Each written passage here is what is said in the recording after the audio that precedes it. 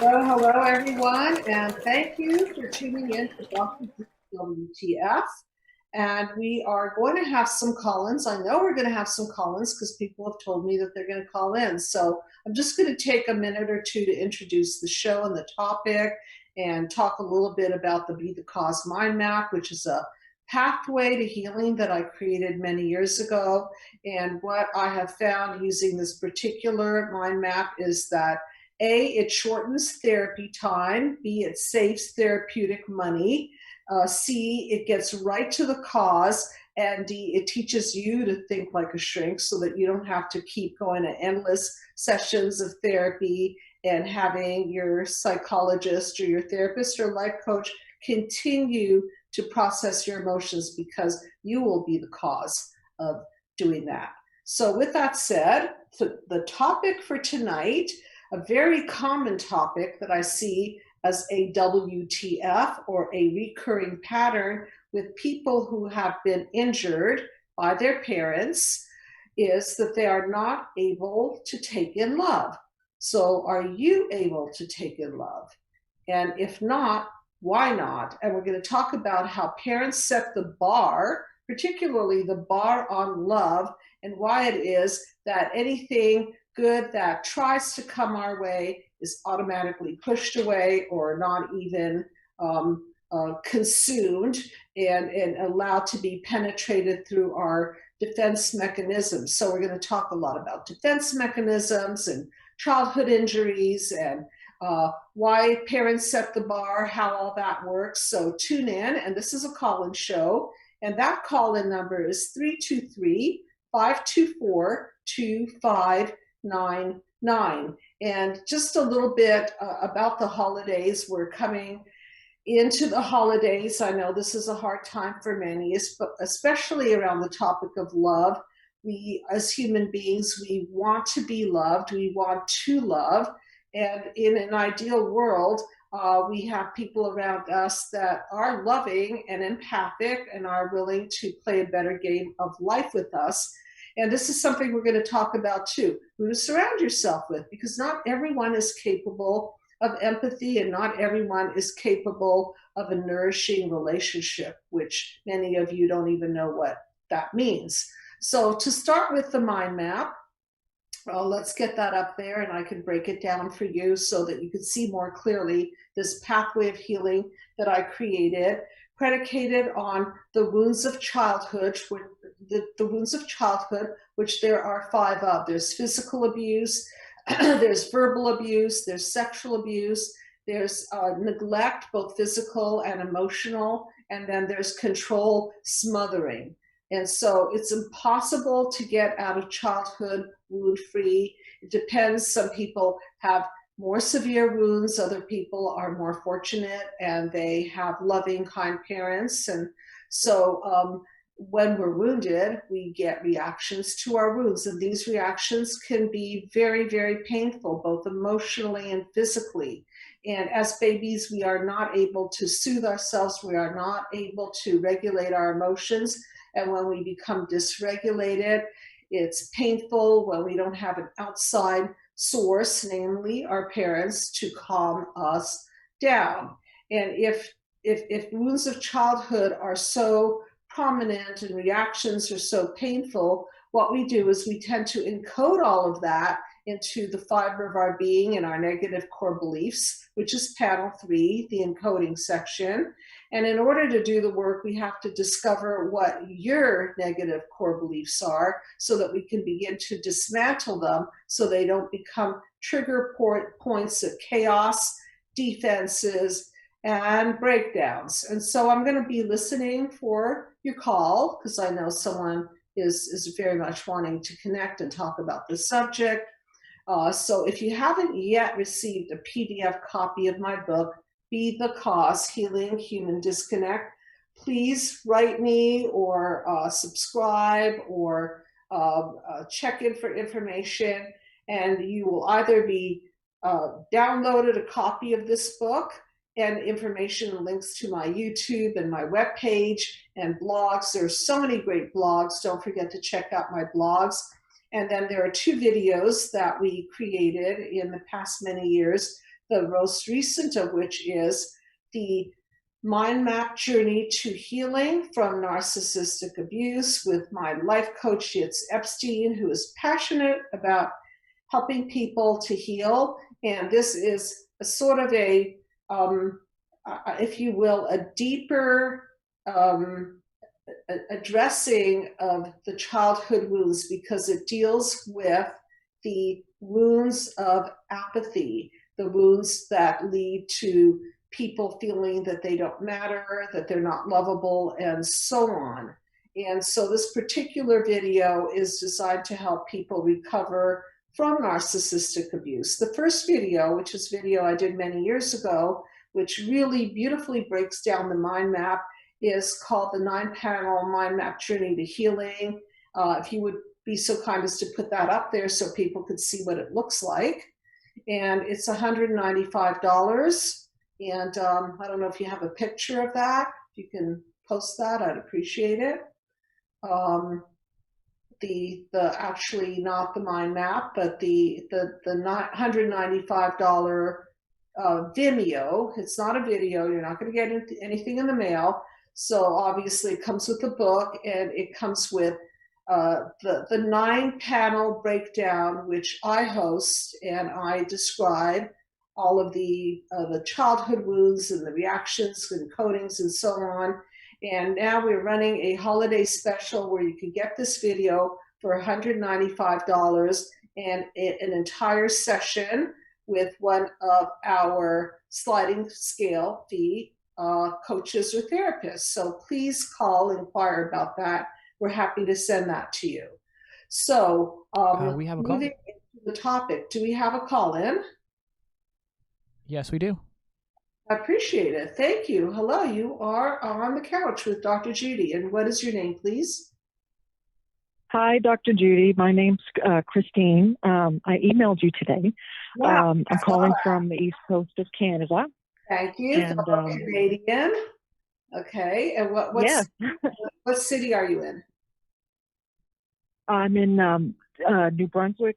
St. John is the city. Oh, I haven't been there. I understand it's really beautiful. And it is quite beautiful. Okay, so I hope that maybe after COVID, and I can Airbnb somewhere out there and explore more of Canada, which I would love. And so I know that you wrote me, and this is a topic that you resonate with. And just for a reminder to my audience, this is about why people are unable to take in love and what the Freud parents have to do with it and how they set the bar. So how do you relate to this particular topic? Well, I've been in a relationship now for probably about 9 months. Okay. I'm sorry. Are you having trouble hearing me? No, I can hear you fine. Okay. I've been in a relationship for about 9 months now, and I'm just having a really hard time accepting love from my partner. Okay. And I know it stems back from, my childhood, and until recently, sorry, I'm a little bit nervous.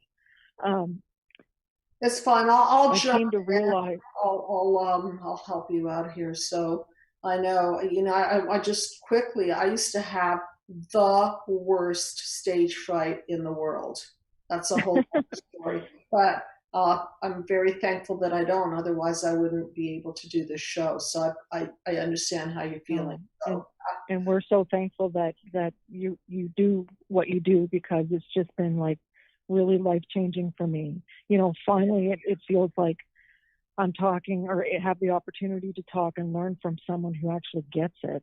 Like my whole life growing up, I believe I have, had a narcissistic mother. Mm-hmm. And she was very, very cold, mm-hmm. very domineering. She wasn't nurturing at all. I had 3 brothers, and she openly used to say all the time that, she hated girls.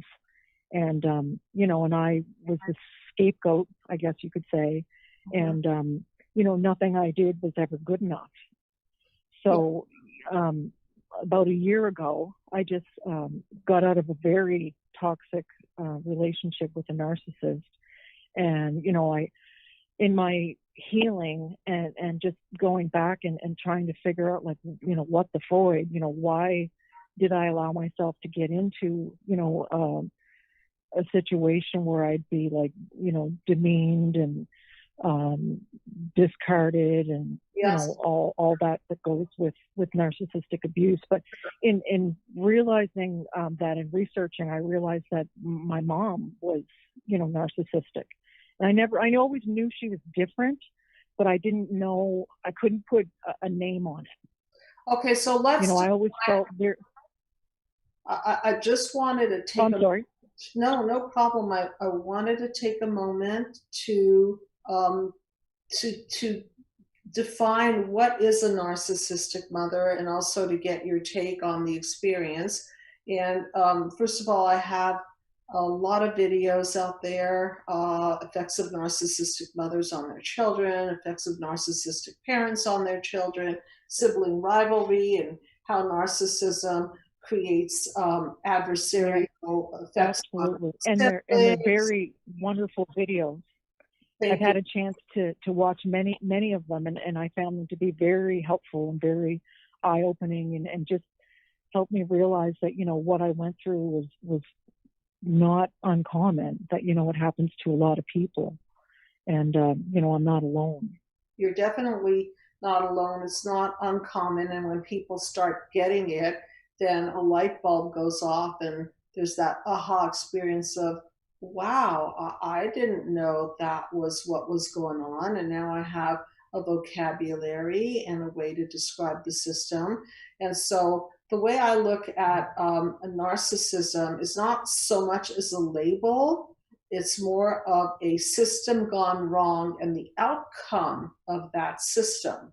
So people who suffer from narcissistic personality traits, and then people who obviously suffer from being with people who possess narcissistic personality traits, what often happens is that the parents of these children, they lack empathy, okay? They lack empathy. So I've seen it go in many directions. One direction is that the child ends up being a people pleaser, loses a power. And 100%.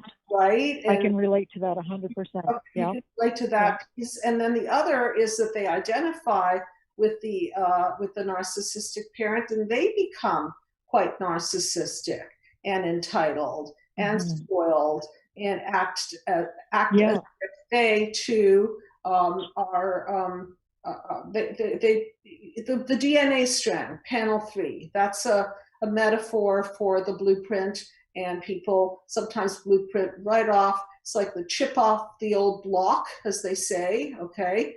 And so what happens is that these injured children then carry down that injury to their next generation. And then we can go up the ladder and say that the parents were also injured. So this is multi-generational. And it is a system gone wrong, whereby the parents put their own feelings before the feelings of the child. And the core is there's not a sense of empathy and connection. So rather than connecting and having a feeling of a bond, the relationship becomes controlling and transactional. Okay? Yes. It becomes cold. Absolutely. That's the coldness. So now tell me. It was like that was my mission in childhood, like always trying to please her. Like maybe if I acted this way, or maybe if I did this for her, like maybe she'd love me more. Right. I have 3 brothers, and the youngest was, I ended up being, a parentified child. Mm-hmm. And I basically raised my youngest brother as if he were my own. And it was just a lot was put on me. And I just never felt that love or attention or that connection. Like even now, like she passed away on Halloween of all days. Your mother? You know, she had been sick for, yeah, she had been sick for some time. And I kind of stepped away from that relationship to protect myself. I reduced the limit to, you know, just calling on special occasions and things like that, because I just couldn't handle it anymore. It just felt a vampire effect whenever I was around her. Yes. You know, she'd take, but she had nothing to give. Right, and that's a great. I use that term in my book, "Be the Cause: Healing Human Disconnect," the vampiring effect, where you put your light into supposedly the light of the other person, and what you end up with is feeling drained and vampired. Why? Because they're not giving. You're giving, they're sucking you dry, and then you're left feeling used, abused, tired, physically drained, emotionally drained. And it's very, very, very hard then to have appropriate. And what I mean by appropriate, I mean if you have loving parents and they want from you, then the appropriate responses that you want to give to them. However, with narcissistic parents, I hear this all the time in my treatment room, that people have just dried out their love for them. So the aging narcissistic mother or father might fall down or be put in a home or have different life circumstances, and then the adult child can't muster up the love and the energy to have empathy and care. It's really, really a sad situation for everyone. And the sad part of it for the narcissistic parent is they're not able to self-reflect and self-correct. They're not even able to even think that, wow, I've neglected my child, I've abused my child all these years, so no wonder they're feeling this way. They're just sort of like, they don't have object constancy, so they're not able to connect past to the present and see that they are the cause of such apathy back at them. And so I know this is a delicate subject, but how did you personally feel when your mother passed? I had mixed feelings. It was very, you know, traumatic the way everything happened. My brother looked after her for the last, you know, 9 years of her life. You know, she had chronic illnesses that, you know, affected her, and he was taking care of her. And I just come to find out that I believe he's a narcissist too. The way he kept things from the family about her illness and how she was doing in the hospital. Like on a Tuesday, he messaged the family saying, oh yeah, she's just getting her strength back. She'll be home anytime. And then she passed away that Saturday. So, you know, there's a lot of, I don't know, I guess, enmeshment between them, codependency, all this weird stuff that has been very eye-opening and traumatic. Like I won't even speak to my brother. He just, when she passed, he actually sent a photograph of my dead mother with her eyes rolled back in her head to the family to say, you know, Mom has passed. Rest in peace, Mom. Mm-hmm. And I was just like totally, you know, traumatized by that. It's not something I wanted to remember. And then he's just been acting very strangely and ever since. And anyway, I'm getting off the topic here, but but people now, you can get a feeling for the enmeshment. Was your brother the golden child? Surprisingly, no. My oldest brother was, and he was kind of more or less the forgotten child until she became sick. And he was the only one that wasn't in a, you know, a relationship, or, you know, he often gets laid off with his line of work. So, you know, he was available. He had the time, he had, you know, the willingness to do it. And then he became the golden child all of a sudden. And, you know, my brother would openly tell people that we didn't, as siblings, contact or help or anything. It was all on him. And that's not get even this. true. I get this instinctual feeling that it all, because narcissistic parents are so transactional. Was it also because there was a will involved and there was a desire to have the lion's share of that will? Was that part of this? Um, No, no, no. She didn't have, anything of much of an estate or anything like that. I think it was just a weird codependency, enmeshment thing between them. Like he even now, I'd say I'm not speaking to him, but I see posts of his on Facebook, and I can see that he's going through a mental, health crisis right now. But I don't want to be the one to reach out because I just really don't want anything to do with him. The way he behaved and acted in the last, couple of weeks of her life have just been, devastating to me. Like, I don't even know who he is. And it's so sad because, as I say in previous videos, parents also set up the chessboard for the sibling disconnect, the sibling rivalry, and so on. And it just becomes a mess. So back to the topic of why is it? Let me see if you can begin to connect the dots. Why is it, do you think that you cannot take in the love of your new boyfriend that you've been with for 9 months? How is he expressing it? And then what are you doing with it? Well, here's the catch.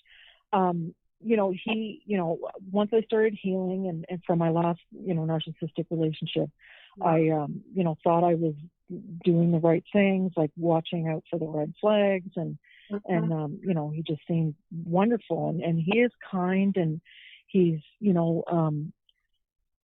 thoughtful, he's empathetic, he's loyal, spiritual, mindful, all that. But I'm still having a really hard time taking it in. And another part that goes with that is even though it's a fairly new relationship, there seems to be on his side a fear of intimacy. And I'm really struggling with that. It's just compounding my feelings already of not being enough. Okay. And I just feel less than all the time. And I'm struggling with this like every few days. I go back and forth. It's like an emotional tug of war between my head and my heart. Okay. So explain how it works, because you would think that a fear of intimacy would somehow express as non-expression of love, correct? That he'd be not right. That there's something there's love. So where are you picking up the fear of intimacy? Just avoidance on his part. Like I'll want to initiate intimacy and he just has every excuse going. It makes me wonder, like, okay, why are we even together? And, if this is like the honeymoon phase, and what's down the road? Good question. So look, in an ideal situation, it would be most effective to, let's say I'm treating an individual and I'm faced with this, it would be most effective if the other party went into the mind map treatment as well, because then, for example, your boyfriend can deal with his issues of intimacy and his childhood wounds and reactions and encodings, and then we could see how you guys are triggering each other off and what your negative core beliefs are. Yeah. But he's like we've had talk. Sorry, we've had discussions about my upbringing and his upbringing, and I think that his mom is just a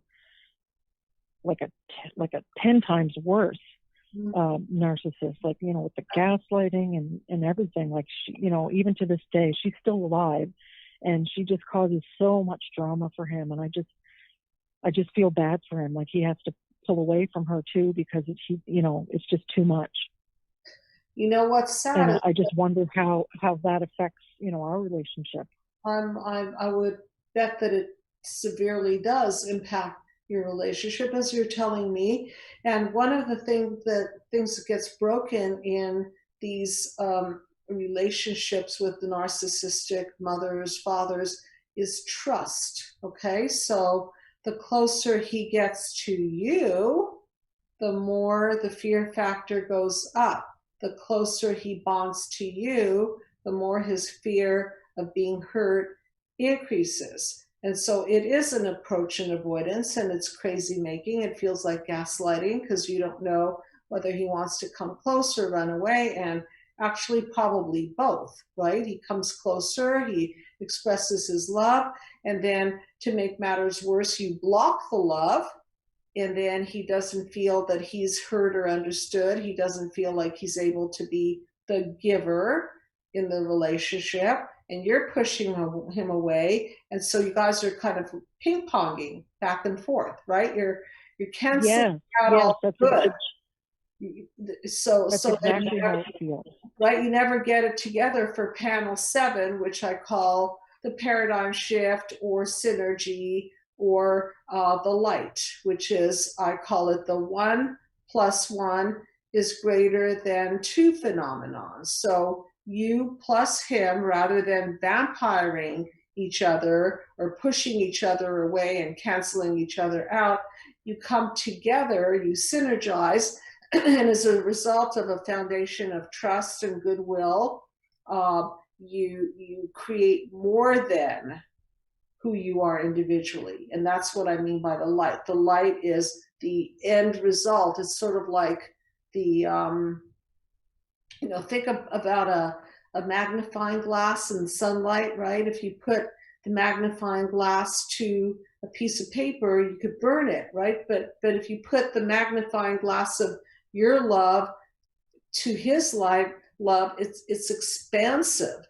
And it creates a third entity, which is the we, the relationship.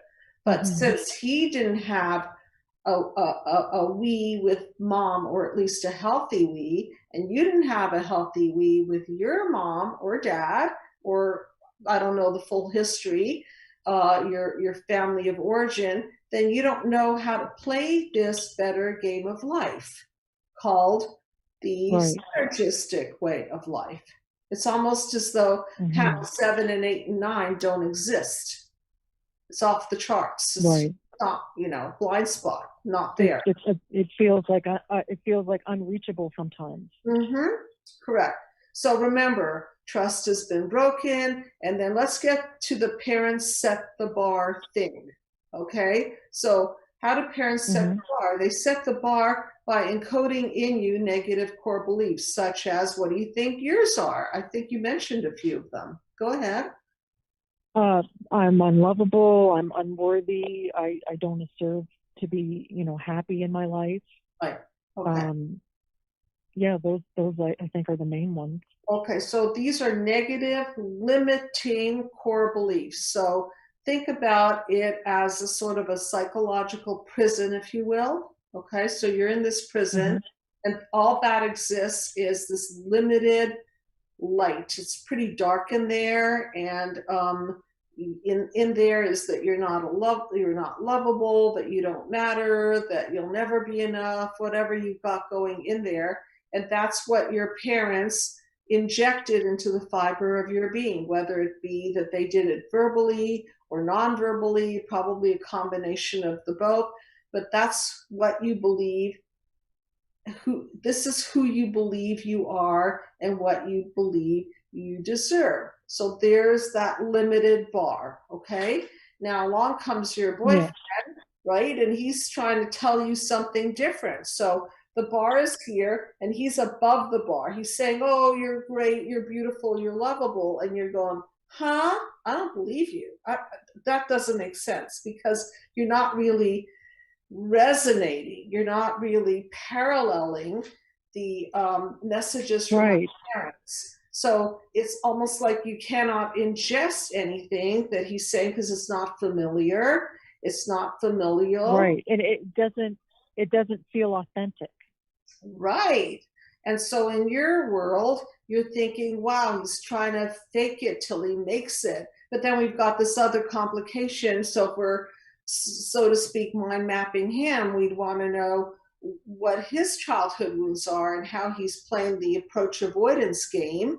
and how he's maybe sneaking in a little bit of, oh, you're great, I love you, but I'm getting too close, let's run, which is also complicated because now you don't know what to do with the I love you. It's sort of like a gaslighting. He loves you, but he's pushing you away. Yeah. That doesn't add up, does it? Right. And right. And now I'm at the point where it's like I hold back, and I find myself, getting to the point where I don't even want to initiate or try, because Okay. it's just the rejection over and over again it's just too much. But he's a great guy in every other way. He's a hard worker. He's kind. He's loyal. But just holding back is just really taking a toll on my self-esteem. Okay, so look, both of you don't have to be playing ping pong with each other. I love ping pong, but not this kind. Okay, and No. right, I really do love ping pong, but definitely this is a really bad game, and nobody's going to win it. Right. And my philosophy is No. don't dump the person, dump the problem. Especially if you have a great person, you don't want to necessarily eliminate or eliminate, in this case, the person. You want to make sure that the problem is taken care of. And if you can talk to him, maybe even play this particular YouTube episode to him so that he can understand this. Mm-hmm. And if both of you can understand and address your childhood wounds, and I mentioned at the beginning of the show that I'm offering this $195 special holiday deal where you get the Mind Map video series and one session with a life coach for free in that package. Mm-hmm. And I think it's a great deal because the Mind Map video series is something that I created about 4 or 5 years ago, and it's chock full of information, and it breaks it all down, and it's a companion piece with the book. And so then both of you can be busy understanding what hurt you prior to your relationship and what you've been left with in terms of the emotional scars, and then address that so that it doesn't eat up the relationship. Okay? So Mm-hmm. it would be wonderful if you were, better yet, both of you could avail yourselves of this healing process. Okay, and in the meantime, what you can do is just simply, would you be comfortable saying something like, I have that peaceful healing dialogue, by the way, it's on my website. If any one of you want to download the peaceful healing dialogue, it is in the form section on my website. It's also in my book, Be the Cause: Healing Human Disconnect. And I'll just kind of mock it up for you, if that's okay. Sure. Yeah, sure. Okay, what's his name? What's his name? Yeah, your boyfriend's name? Terry. Okay, so I would say something like, hey, Terry, is this a good time to talk? I really love to talk to you. I've had a few things on my mind, and I think it's a great idea for me to communicate more with you. Is this a good time? Mm-hmm. So you be Terry. So Terry is. Oh, you want me to? Yeah, I want you to be Terry so you can understand the way the dialogue works. Okay. Oh, okay. Okay, sure. What would you like to talk about? Well, I've known you now for 9 months, and I have to tell you, I've never been in a relationship with a kinder, nicer, more decent human being. And the truth is that sometimes I notice that I can't take in your love, and I'm going to look at that and work on that. And I also notice that sometimes you come close and then withdraw, and it confuses me and it scares me a little bit, and I don't quite know what to do about that. So are you aware that you do that?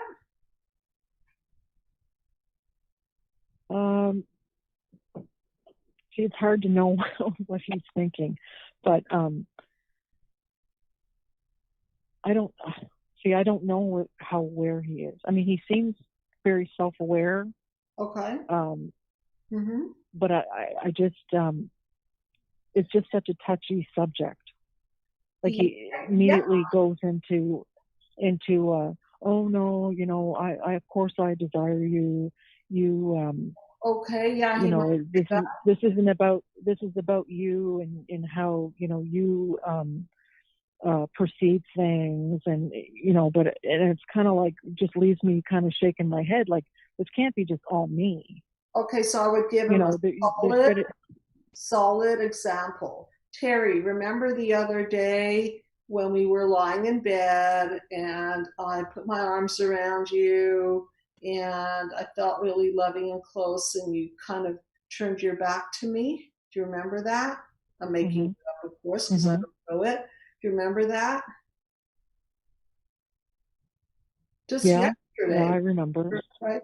Well, it really, I have to tell you, it really hurt my feelings and left me confused and made me feel undesirable, unlovable, and it made me start questioning your feelings toward me because you know how people could say things, but love on an ultimate level is an action. It's an action. Yeah, it's an expression. Right, an act, and the ultimate, you know, the ultimate expression of love is you know, making love, and you know, it just feels like such a bad, dirty thing, and it shouldn't. It should, you know, connect us in a wonderful way. Okay, but I just don't get that sense. Okay, so one of the things that I've discovered in my working with people is that some people, men, I'll say some men, experience intimacy as an enmeshment, as a form of how shall I say, being controlled. Okay, so it's almost like the closer they get, they feel that they're losing their power. They're falling into you, so to speak, and they lose the edge and the control and the power. And if their parents were all about transaction and power, then they don't know how they don't know what to do. They get, you know, they literally feel, I've heard this said, I feel like when I'm with you and making love to you, I feel like I lose myself. So what does that say? It says that they don't have a strong sense of self. Okay. Which is why they go from woman to fill their narcissistic supply, because they might be having sex, but they're not making love. They're not intimately involved. So there's a kind of a hollowness after a while, a sense of emptiness, because they're not really there because they're scared. But they don't understand this. This is not something that runs through their mind like, oh my goodness, I'm going to lose myself if I get close to this woman. It's very deep. So it's not a conscious thing. It's this unconscious thing that has to be brought to the conscious and connect back to the childhood and the enmeshment of the mother, or the control of the mother, or the threatening nature of the mother, or the breaking of the trust of the mother or the father. You know, this has to be really deconstructed so that the light bulb can go in his head and say, wow, I didn't know that I had all these issues from the past that are shadowing over our relationship. So, okay, now we can go from here. Okay? So I know it's taking a risk, but we can either be proactive and it'll all break down, or we could be reactive. And we could, the opposite. We could be proactive and take necessary steps to intervene the breakdown, intercept the breakdown, or we could be reactive and just let it rot, let it fall into chaos, let it just disintegrate. And if, right? So you can just shut up, hold your own, sit there and sulk and be hurt. And I assure you that this relationship will have no longevity, because after a while you'll feel unloved and you'll feel that you don't matter, and so on and so forth. And resentful and all of that. Yeah, Resentful. absolutely. Right. Okay, so the two ends of the spectrum have to be dealt with, meaning you need to dismantle your I'm not lovable, I don't matter, I'm not good enough stuff from your family of origin. And then he's got to deal with his stuff from his family.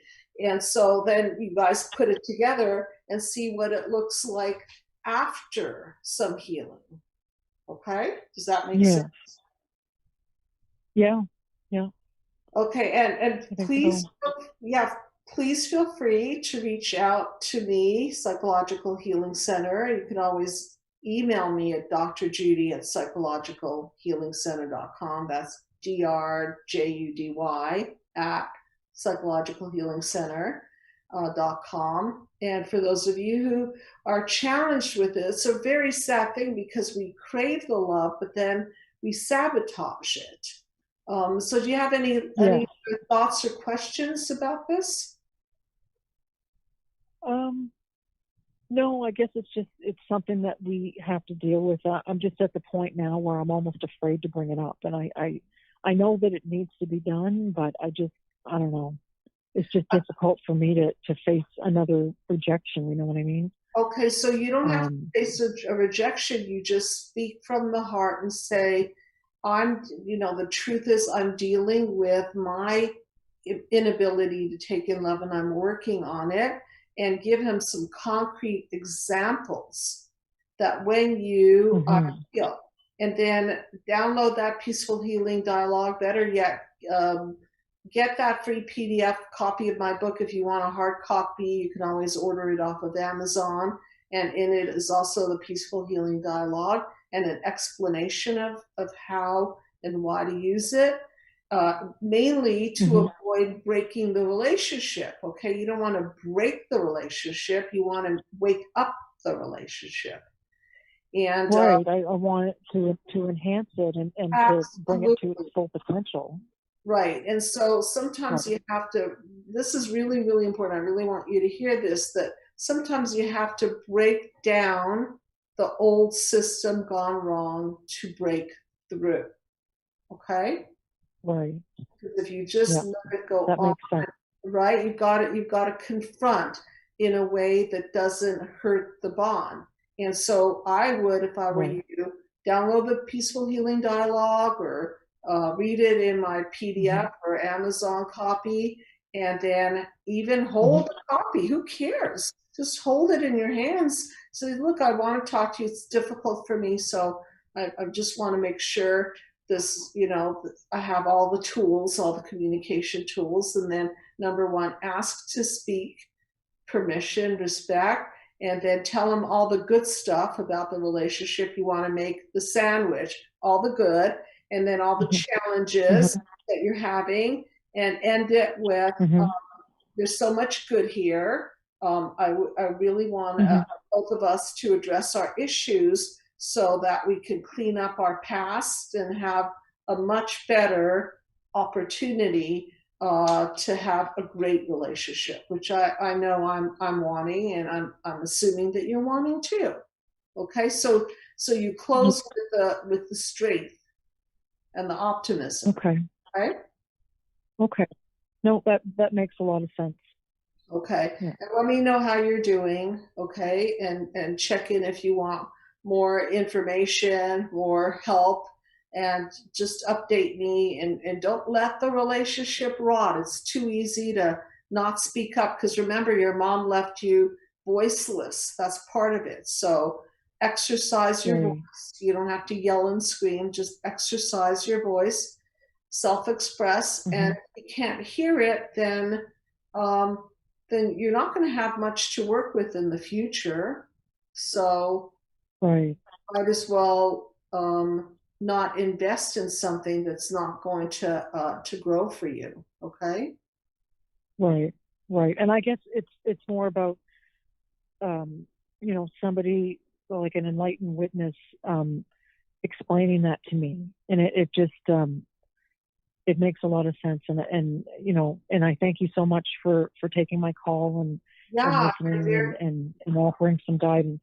yeah. I love your book. I love your videos. I think you're amazing. I think that, you know, your work just reaches so many people, and the mind map thing is just genius. I just love it. It's just so life changing for me, and I really appreciate it. It means a lot to me. And for those of you who listen on Sirius Radio, I'm going to be on Sirius Radio tomorrow, as a matter of fact, bright and early, 9 a.m. Pacific Standard Time on Jeff Lewis Live. And I'm wondering what Jeff Lewis is going to ask me, but he loves the mind map, and he's going to have at it, pick my brains, and I'm going to have fun on the show. So all of you listening, tune in to Jeff Lewis Live, 9 a.m. Pacific Standard Time, Sirius Radio, and just what channel is that? You know, do you know what? Just if you Google Jeff Lewis Live, okay, Sirius Radio, I think it'll give you all that information. And so I intend to have a lot of fun tomorrow doing the show. And I'm going to continue to put out these YouTubes that I put out, and continue to find better ways of healing human disconnect. And ultimately, that's how we heal global disconnect. Okay, by healing individually. Okay. So thank you for that. Thanks for calling in, and I'll just elaborate a little bit more on the subject, and maybe there's one or two callers that want to call in. So appreciate you taking the risk. See, you took the risk to call me. Okay, you took the risk. And, okay, so a little bit of risk sometimes. All right. Yeah.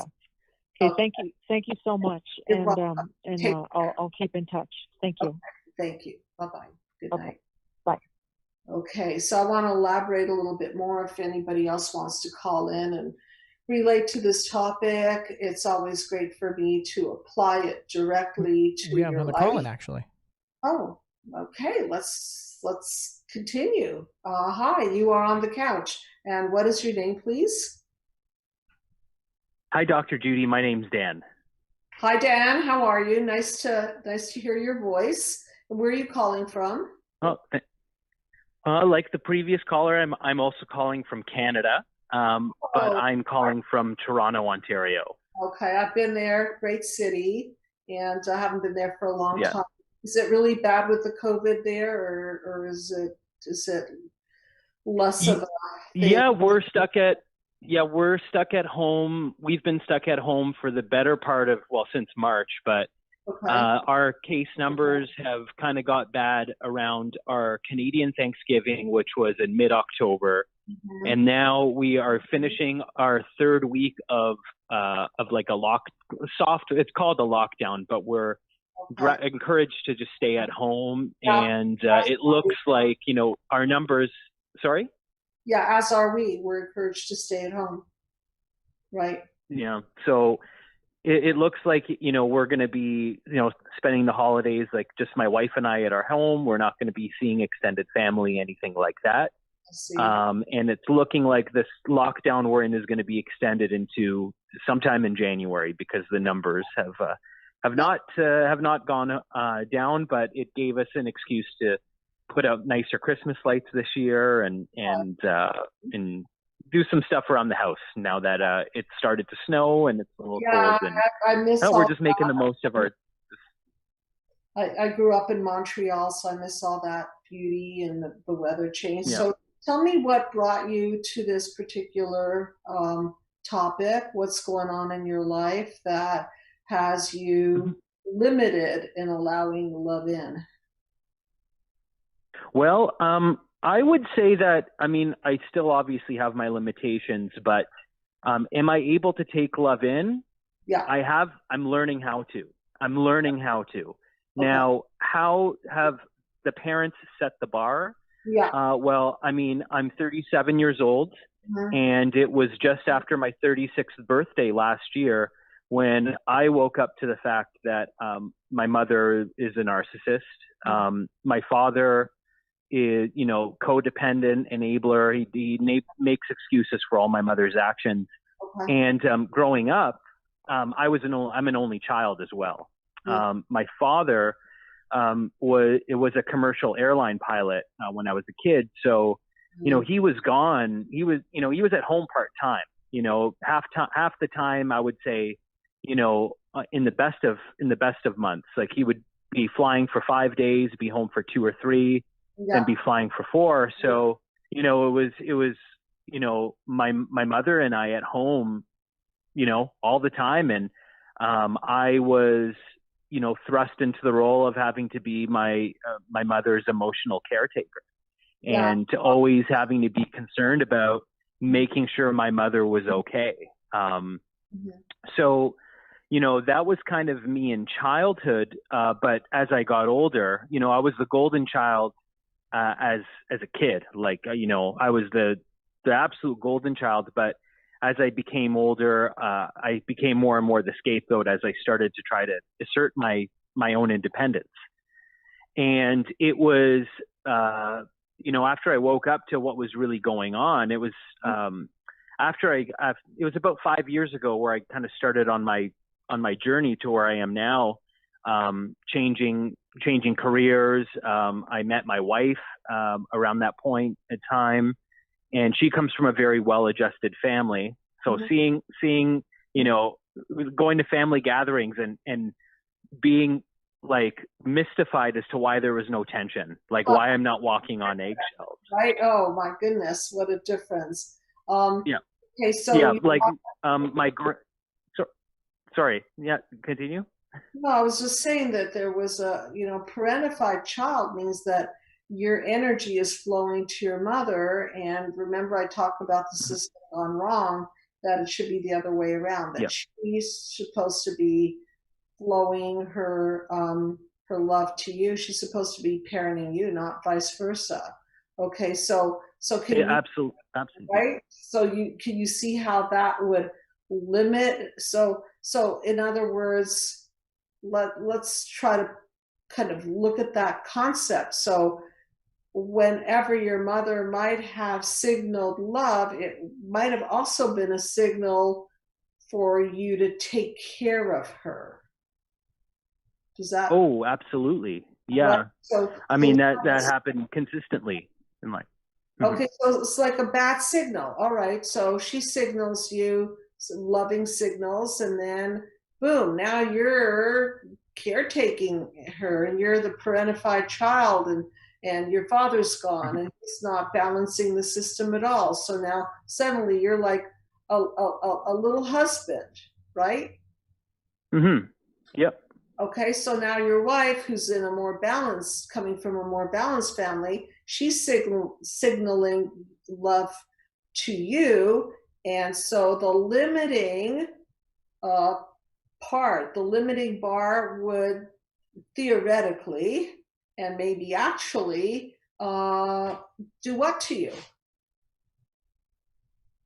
Well, I mean, what it was is it was, in terms of being able to take it in, with my wife, as we started building our life together when we were dating, got engaged, and then married, we've been married just over 2 years, is, we created, kind of like a safe space at home, for lack of a better way of saying it, where, she didn't judge me over the fact that I wanted to say, be an artist, or she didn't judge me for the fact that, I was covered in tattoos, or, she loved me for who I was. And, there was no,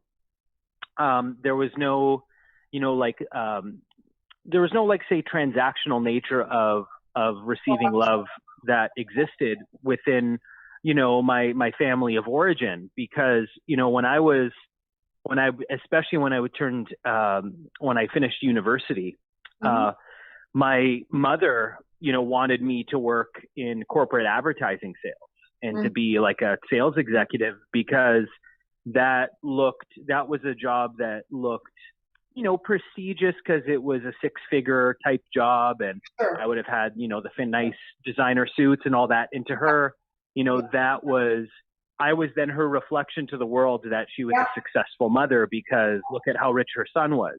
Yeah. But what happened, what happened was, as I was working in that type of career, I was getting brutalized in the workplace because, I was getting brutalized at home, and then I'd go to work, and as like someone who's, fairly sensitive and very creative and, just full of empathy, I would get taken advantage of, in these like cutthroat environments.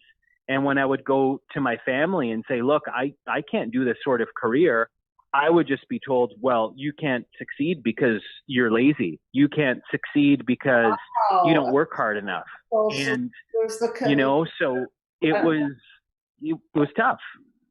So I know we only have just a handful of minutes. So I just want to address some of what you're saying is first of all, you created a very safe haven with your wife because she loves you for who you are and not what you do, which is the opposite of the narcissistic system, right? And the force is for you to make them look good, and she's more interested in you feeling good and feeling happy.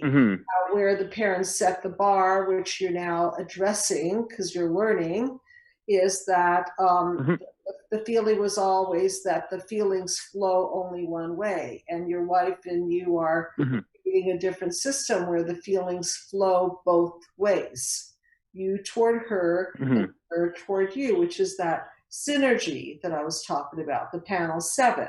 Okay, so your light plus her light is creating light, whereas in the old system it was limited because you were pumping light into your mother, but she wasn't pumping a lot of light into you, and your father was absent, and so your mother was starving, and she looked to you to get her emotional supplies. Okay, so the more you're aware of it, and then you can really you can really see how you became limited. However, fortunately, you didn't marry a blueprint of your mother. You didn't. No, and it was a conscious decision because wonderful. I at that point when I met my wife, I was, I discovered kind of hit my rock bottom with my parents, and I started seeing a therapist. I actually started practicing Buddhism. I went back to school to re-career and met my wife at that point. And then fast forward 5 years later, I've never done better. But the people in my life who have never been doing worse right now is my mother and father. And, fast forward to today, I mean, I have not seen I've been no contact with my mother for just about a year. Limited contact with my father. And every time I speak to him, he still is enabling my mother's behavior. He lets my mother, kind of use him and manipulate him to the point where, he, sorry? Not going to change. And I know we only have another minute or so left, but I want to acknowledge you for breaking out of that system because it's really, really hard. Toxic ties are hard to break, and you did. You broke out of the mold, and now you're growing. They're not growing. You separated and individuated, and they're still the same. And thank goodness your next generation is going to have a new system, which both of you are creating. You have children or no? Yeah. No. Yeah, we certainly are. No, we don't have kids. Not yet. We're hoping for at least. But yeah, because I know that we have to wrap up. I just, Dr. Judy, thank you for taking my call. I'm a huge fan. I've marathoned your YouTube channel like a few times now, and your content has been a very big part of my recovery over the last year and my personal growth. So thanks for the time. Thanks for all that you do. And I hope you and your family have a great Christmas and New Year and all that.